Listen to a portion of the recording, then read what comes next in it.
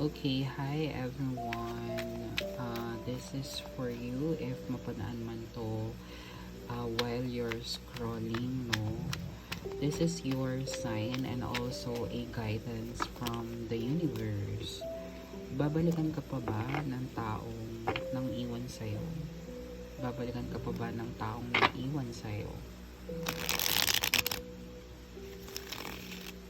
Okay.